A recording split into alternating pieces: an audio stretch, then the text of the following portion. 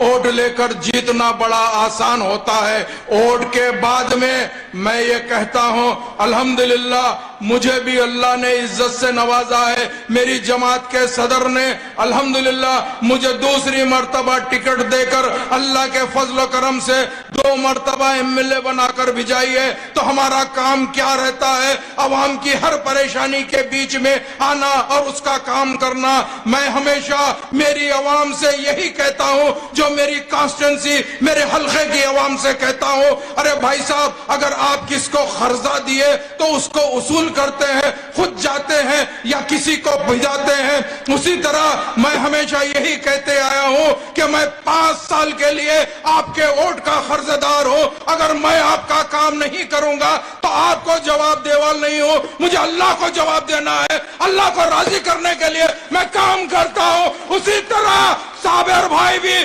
काम करेंगे और वही बीजेपी को हरा कर बताएंगे। चूंकि आज लोग कह रहे हैं कि भाई क्या कर लेंगे, अरे मैं कहता हूं तुम 3 कह रहे हो, इंशाअल्लाह जिंदगी बाकी रहेगी।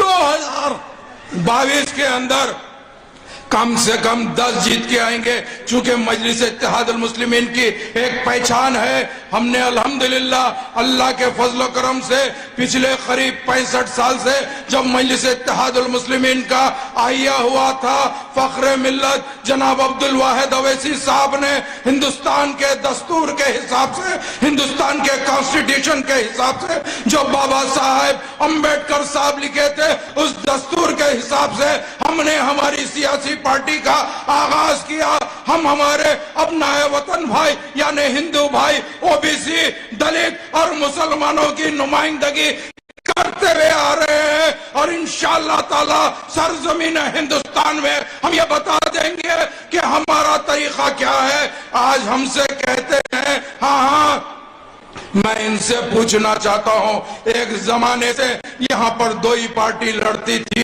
एक भाजपा यानी बीजेपी, एक कांग्रेस लड़ती थी। आज और कोई पार्टी आई हुई है। मैं ये पूछना चाहता हूं वो पार्टी का क्या मुकाम है? अरे वो पार्टी भी दूसरी बीजेपी है। हाँ, ये भी हिंदुत्व की पॉलिसी पे चल रही है। आज मैं ये कहना चाहता हूं, सेकुलरिज्म की बात करते हो तो ए अरविंद केजरीवाल, मेरा सवाल तुमसे है, तुम दिल्ली में कितनी मर्तबा मुसलमानों के बारे में बात किए हैं? क्या CAA के बारे में तुम कभी बात किए या NRC के बारे में बात किए?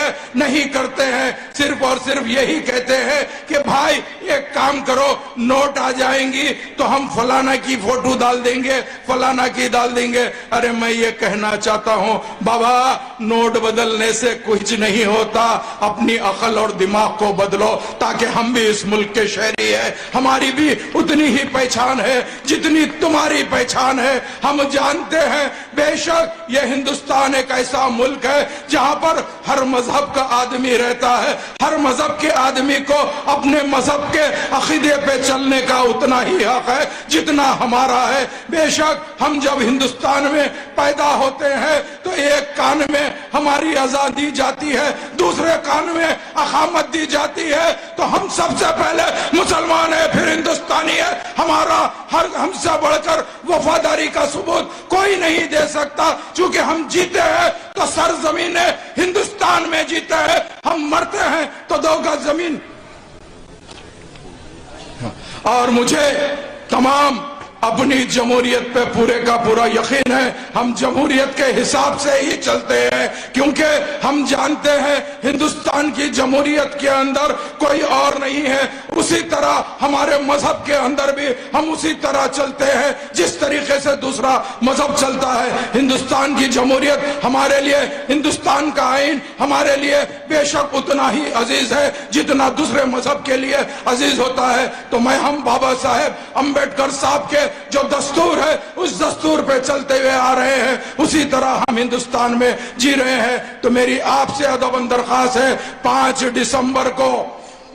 दिसंबर को आपको अपने इम्तिहान का सबूत देना है। आपको मजलिस का निशान पतंग है, पतंग पे आपको वोट दबाना, बटन दबाना है और ये बता देना है अब की बार इंशाअल्लाह ताला जमालपुर से मजलिस इत्तेहादुल मुस्लिमीन का उम्मीदवार साबिर भाई काबली वाला जीतेगा और जमहूरी अंदाज से आपको हक दिलाने के लिए वो बेशक लड़ता रहेगा इंशाअल्लाह ताला जिंदगी बाकी रहेगी तो दोबारा मुलाकात होगी।